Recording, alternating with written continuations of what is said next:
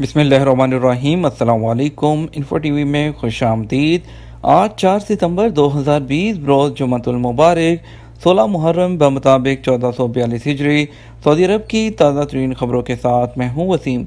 اگر آپ بھی سعودی عرب کے حالات سے باخبر رہنا چاہتے ہیں اور اوتھینٹک خبریں حاصل کرنا چاہتے ہیں تو انفو ٹی وی چینل کو سبسکرائب کیجئے، ساتھ میں موجود بیل آئیکن پریس کیجئے تاکہ آپ تک بر وقت خبریں پہنچ سکیں۔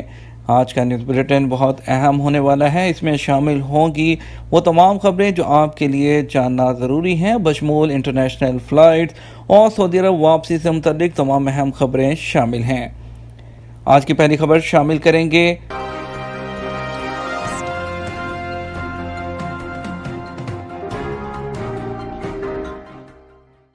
کورونا کے بعد سعودی معیشت بہتر ہو رہی ہے۔ وزیر خزانہ محمد الجذان نے کہا کہ کورونا کی وبا کے بعد سعودی عرب کی معیشت میں بہتری آ رہی ہے۔ اس حوالے سے خوشگوار نتائج سامنے آنے لگے ہیں، تاہم ابھی تک ہم محتاط ہیں اور ہونے والی ہر تبدیلی پر نظر رکھے ہوئے ہیں۔ اخبار 24 کے مطابق الجذان نے جمعرات کو euro money Saudi 2020 on line conference کے دوران بتایا کہ سعودی حکومت اقتصادی سرگرمیاں بحال کیے ہوئے ہیں۔ فیصلے کے خوشگوار نتائج سامنے آنے لگے ہیں۔ حکومت آمدنی کے ذرائع میں تنوع پیدا کرنے پر بہت زیادہ دھیان دے رہی ہے۔ الجذان نے توجہ دلائی کہ سعودی عرب میں متعدد انویسٹمنٹ فنڈ ہیں، ان کی بدولت قومی معیشت میں سرمایہ کاری کی جا سکی، نجی اداروں سے فائدہ اٹھایا جا رہا ہے۔ آجر ویب سائٹ کے مطابق وزیر خزانہ نے بتایا کہ 50 ممالک نے سعودی عرب میں سرمایہ لگانے کی خواہش ظاہر کی ہے۔ کورونا وبا طویل المیعاد اسکیموں پر اثر انداز نہیں ہوگی۔ غیر ملکی سرمایہ کار نیوم، القدیہ اور البحر الاحمر منصوبوں میں سرمایہ کاری کے خواہش مند ہیں۔ وزیر خزانہ نے مزید کہا کہ کورونا وبا کے زمانے میں کسی بھی سرکاری ادارے کی کوئی سروس معطل نہیں ہوئی۔ حکومت وبا پر قابو پانے کے لیے 24 گھنٹے کام کر رہی ہے۔ پرائیویٹ اداروں کو اپنے قدموں پر کھڑا ہونے کے لیے 218 ارب ریال کا پیکیج فراہم کیا گیا۔ حکومت نجی اداروں کی صورتحال اور ان کے پاس مہیا کیش پر نظر رکھے ہوئے ہے۔ اگلے اہم خبر شامل کریں گے کارکنوں کی سوشل انشورنس نہ کرانے پر جرمانہ ہوگا۔ General organization for social insurance نے تنبیہ کی ہے کہ سوشل انشورنس سسٹم میں ملازمین کا اندراج نہ کرانے پر جرمانہ کیا جاتا ہے۔ اخبار 24 کے مطابق general organization for social insurance, جس کو گوسی بھی کہتے ہیں، کی جانب سے بیان جاری کیا گیا کہ تمام پرائیویٹ ادارے اپنے کارکنوں کی سوشل انشورنس سسٹم میں تنخواہ سمیت اندراج کرانے کی پابندی کریں۔ ایسا نہ کرنا خلاف قانون ہے، جس پر فی کارکن 10,000 ریال جرمانہ مقرر ہے۔ جتنے ملازمین کا اندراج نہیں ہوگا، فی کارکن 10,000 ریال جرمانہ وصول کیا جائے گا، جبکہ خلاف ورزی دہرانے پر جرمانہ بڑھا دیا جائے گا۔ General organization for social insurance نے اس سے قبل ایک مہم شروع کر کے ملازمین کی توجہ اس جانب مبذول کرائی تھی کہ وہ یہ بات دریافت کریں کہ آیا ان کی کمپنی یا ادارے نے ان کا اندراج سوشل انشورنس سسٹم میں تنخواہ سمیت کروا رکھا ہے یا نہیں۔ اس مہم کو شیخ علی تصدیق اپنے اندراج کی تصدیق کر لو، اس کی ٹرانسلیشن ہوگی کا نام دیا گیا تھا۔ General organization for social insurance اندراج کے حوالے سے اس کی تاکید کرا رہی ہے تاکہ اندراج کرانے کی صورت میں ملازم اور اس کے اہل خانہ مقررہ سہولیات اور فوائد سے محروم نہ رہ جائیں۔ بحرین جانے والے سعودیوں کے لیے کورونا ٹیسٹ فیس مقرر کر دی گئی۔ سعودی ایئر لائنز سے بحرین جانے والے سعودیوں کے لیے کورونا ٹیسٹ اور قرنطینہ چارجز عائد کر دیے گئے ہیں۔ بحرین جانے والے شہریوں کو سفر سے قبل مقررہ فیس ادا کرنا ہوگی۔ اخبار 24 کے مطابق سعودی عرب کی قومی فضائی کمپنی السعودیہ کی ویب سائٹ پر کہا گیا کہ بحرینی حکام کے مطابق مسافروں سے کورونا ٹیسٹ کی فیس 30 بحرینی دینار وصول کیے جائیں گے۔ بیان میں مزید کہا گیا کہ قرنطینہ کا دورانیہ ختم ہونے پر فائنل ٹیسٹ ہوگا اور اس کی فیس علیحدہ سے وصول کی جائے گی، جو 30 دینار مقرر کی گئی ہے۔ بحرینی حکام نے ایک پابندی یہ لگائی ہے کہ بحرین آنے والوں کو 10 دن تک قرنطینہ میں رکھا جائے گا۔ ٹیکسی ڈرائیوروں کو لوٹنے والا سعودی شہری گرفتار۔ مکہ مکرمہ پولیس نے چوری کی 50 وارداتیں کرنے والے سعودی شہری کو گرفتار کر لیا۔ ٹیکسی ڈرائیوروں کو طاق کر نشانہ بناتا تھا۔ سعودی خبرساں ادارے SPA نے بتایا کہ مکہ مکرمہ پولیس کے ترجمان محمد الغامدی نے بتایا کہ مقامی شہریوں مقیم غیر ملکیوں خصوصاً ٹیکسی ڈرائیوروں کی طرف سے چوری کی وارداتوں کی شکایات موصول ہو رہی تھی۔ مکہ پولیس نے وارداتیں کرنے والوں کا پتہ لگانے اور انہیں گرفتار کر کے قانون نافذ کرنے والے اداروں کے حوالے کرنے کی مہم رسانوں کو سونپ دی تھی۔ پولیس نے شکایتیں درج کرنے والوں سے ابتدائی معلومات کی مدد سے چوری کرنے والوں کی نشاندہی کر لی۔ جدہ پولیس کی مدد سے ایک سعودی شہری کو گرفتار کیا جو عمر کے تیسرے عشرے میں ہے۔ مقامی شہری نے اعتراف کیا کہ اس نے کھانے پینے کی اشیاء فروخت کرنے والی دکانوں، ٹیکسی ڈرائیوروں اور عام گاڑیوں میں چوری کی 50 وارداتیں کی ہیں۔ اس کو گرفتار کر کے پبلک پروسیکیوشن کے حوالے کر دیا گیا۔ بہت بڑی خبر شامل کریں گے، سعودی عربین ایئر لائن کی انٹرنیشنل فلائٹس معطل رہیں گی۔ خبر کی تفصیل میں چلتے ہیں۔ سعودی عربین کی سعودی ایئر لائن جس کو کہتے ہیں نے اپنے ایک بیان میں کہا کہ سعودی عرب آنے والوں کے لیے بین الاقوامی پروازیں آئندہ اعلان تک معطل رہیں گی۔ عرب نیوز کے مطابق سعودی عربین ایئر لائن نے سعودی عرب کے ایسا اقامہ ہولڈر جو کرونا وائرس کی وجہ سے سعودی عرب سے باہر ہیں ان کی واپسی کے لیے ضوابط جاری کیے ہیں جو سفری شرائط پر مبنی ہیں۔ سعودی ایئر لائنز کے مطابق سعودی عرب میں موجود اقامہ ہولڈرز اور واپسی کے خواہش مند وزارت داخلہ کی ویب سائٹ پر ابشر کے ذریعے جاری عہدہ پروگرام پر اندراج کرائیں۔ ابشر کی ویب سائٹ پر عہدہ پروگرام میں اقامہ نمبر، تاریخ پیدائش، رابطے کے لیے موبائل نمبر، روانگی کا شہر اور آمد کا ہوائی اڈہ جیسی معلومات فراہم کرنا ہوگی۔ ان تمام معلومات کی فراہمی کے لیے غیر ملکیوں کا ابشر اکاؤنٹ کی ویب سائٹ پر ضروری نہیں۔ السعودیہ کی جانب سے وضاحت کی گئی کہ مخصوص سفری شرائط کے بارے میں اکثر افواہیں گردش کرتی رہتی ہیں۔ سعودی عرب میں واپس آنے والوں کو اس فارم کے ذریعے اپنی صحت سے متعلق مطلع کرنا اور ایئرپورٹ پر اترتے ہی اسے ہیلتھ کنٹرول سینٹر کے اہلکاروں کو دینا ہوگا۔ اس کے بعد 7 دن تک خود کو گھر تک محدود رکھنا ہوگا۔ دیگر یہ کہ ایسے تمام مسافروں کو واپس پہنچتے ہی وبائی مرض سے مکمل آگاہ رکھنے کے لیے وزارت صحت کی تطمین ایپ پر اندراج بھی کرنا ہوگا۔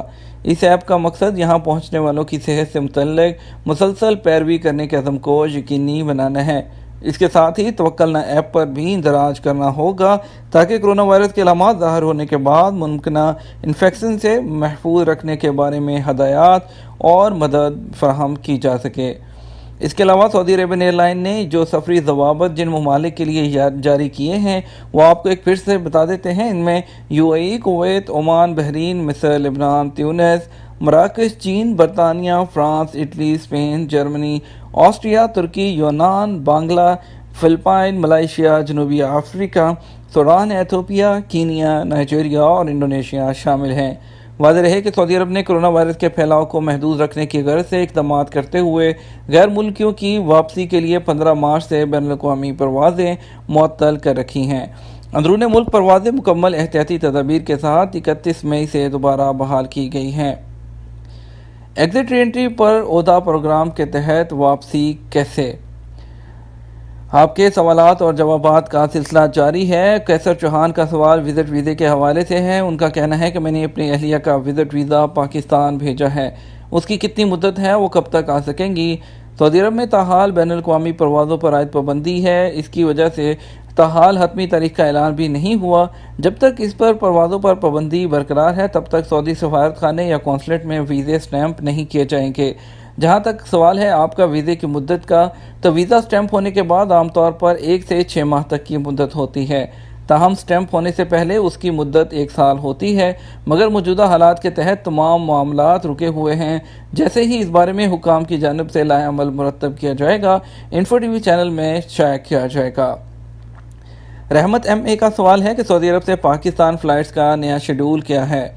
سعودی عرب میں کرونا وائرس کے حوالے سے احتیاطی اقدامات کے پیش نظر تاحال پروازوں پر پابندی عائد ہے، اس لیے ایئر لائنز کی جانب سے باقاعدہ شیڈول جاری نہیں کیا گیا۔ اگلی خبر شامل کرتے ہیں انڈیا اور پاکستان کی اسپیشل فلائٹ سے متعلق۔ آپ کو بتائیں گے آج انڈیا کے لیے اور پاکستان کے لیے کون کون سی فلائٹس جا رہی ہیں۔ انڈیا کے لیے ٹوٹل 4 فلائٹ سکیجول ہیں۔ 2 پہلی فلائٹ جدہ سے جائے گی دلی کے لیے اسپائس جیٹ کی SG66، دوسری فلائٹ جائے گی جدہ سے ممبئی کے لیے SG69، تیسری فلائٹ جائے گی جدہ سے کوزیکوڈ کے لیے SG9560 جس کا نمبر اسپائس جیٹ کا اس کے بعد SG9764 ریاض سے اسپائس جیٹ کی فلائٹ کوزیکوڈ کے لیے جائے گی۔ ٹوٹل 4 فلائٹ آج انڈیا کے لیے وندے بھارت مشن فیز 5 کے تحت ایکسپیکٹڈ ہیں۔ اس کے بعد پاکستان کی بات کریں تو پاکستان لاہور کے لیے 6 فلائٹس ہیں۔ 2 جدہ سے فلائٹس جائیں گی PA471 ایئر بلو کی، PK960 ایئر PIA کی۔ دمام سے PIA کی فلائٹ جائے گی لاہور PK9248۔ فلائی ناس کی فلائٹ ریاض سے جائے گی لاہور کے لیے XY317۔ ریاض سے PIA کی فلائٹ PK9726 بھی لاہور جائے گی اور مدینہ سے لاہور کے لیے PIA کی فلائٹ PK9748 جائے گی۔ کراچی کے لیے 3 فلائٹ ہیں، ایک دمام سے، ایک جدہ سے اور ایک مدینہ منورہ سے۔